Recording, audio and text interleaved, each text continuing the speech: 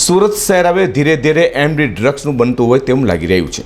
તે સુરત પોલીસે બાતમીના આધારે નિયોલ ચેકપોસ્ટ પાસેથી 5.85 લાખ રૂપિયાનો અધધધ કહી શકાય તેવા એમડી ડ્રગ્સ સાથે એક રાજસ્થાનીને ઝડપી પાડ્યો છે.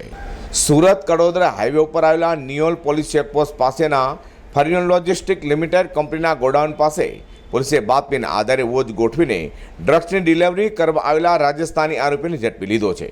જેની પાસેથી અધધધ કહી શકાય તેવું 5,85,000 રૂપિયાનું પ્રતિબંધિત એમડી ડ્રગ્સ ઝડપાયું છે.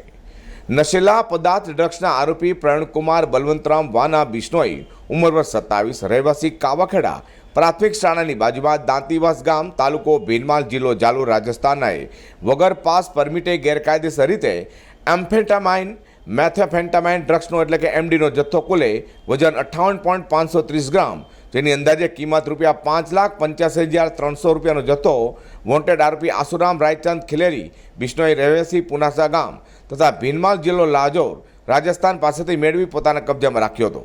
બાદમાં પોલીસે તેને વોન્ટેડ આરોપી જૈમિન જગનભાઈ સવાણી, રહેવાસી કવિતા રો હાઉસ, સોસાયટી વિભાગ 1, નવજીવન હોટલ પાસે સરથાણા, સુરતને આપવા આવતા આરોપી એમ્ફેટામાઇન મેથેમ્ફેટામાઇન ડ્રગ્સ એમડી સાથે મોબાઈલ નંગ 1 જેની અંદાજી કિંમત 10,000, રોકડા ₹800 તથા કપડાં ભરેલ ખાખી કલરની બેગ મળી કુલ 5,96,100 રૂપિયાની મત્તાના મુદ્દામાલ સાથે ઝડપી લેવામાં આવ્યો છે.